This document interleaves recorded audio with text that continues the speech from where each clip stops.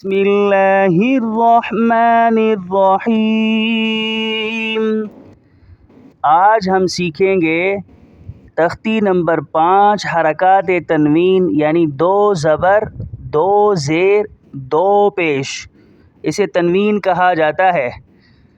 اور تنوین کو ادا کرتے وقت، پڑھتے وقت ناک میں آواز لے جائیں گے، جسے غنہ کہا جاتا ہے۔ اور زبر والی تنوین کے ساتھ اگر الف اور یا آ جائے زبر والی تنوین کے ساتھ تو اسے نہیں پڑھا جائے گا۔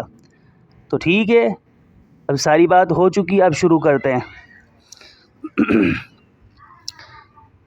تا دو زبر تن، تا دو زیر تین، تا دو پیش تن، تن تین تن، دال دو زبر دن، دال دو زیر دین، دال دو پیش دن، دن دین دن۔ میں نے بتایا تھا کہ زبر والی تنوین کے ساتھ اگر یا آ جائے تو اسے نہیں پڑھا جائے گا۔ تو دال کے ساتھ جو یا ہے وہ ہم نے نہیں پڑھا، صرف دال پڑھا ہے تنوین کے ساتھ، ٹھیک ہے۔ طا دو زبر طن، طا دو زیر طین، طا دو پیش طن، طن طین طن۔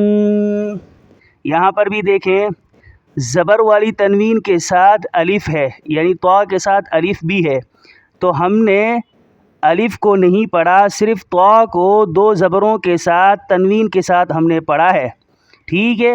طا دو زبر طن، طا دو زیر طین، طا دو پیش طن، طن طین طن۔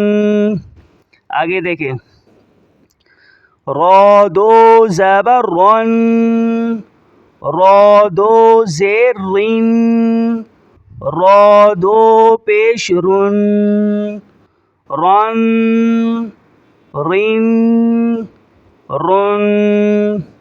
جہاں پر لفظ ہرے آ جائیں اسے پر یعنی موٹا پڑھا جائے گا، تو یہاں پر ہرا لفظ ہے اور یہاں پر نہیں ہے۔ دیکھیں، را دونوں جانب ہرا ہے لیکن یہاں پر بلیک ہے، سمجھ آئی؟ تو یہاں پر موٹا ہوگا، یہاں پر موٹا ہوگا، لیکن یہاں نہیں ہوگا۔ رن رین رن، ٹھیک ہے۔ آگے دیکھیں، نون دو زبر نن، نون دو زیر نین، نون دو پیش نن، نن نین نن۔ لام دو زبر لن، لام دو زیر لین، لام دو پیش لن، لن لین لن۔ آج کا سبق یہی ہے، اسے اچھے طریقے سے ازبر طریقے سے یاد کیجئے، انشاءاللہ قرآن پڑھنا بہت آسان ہو جائے گا۔ السلام علیکم۔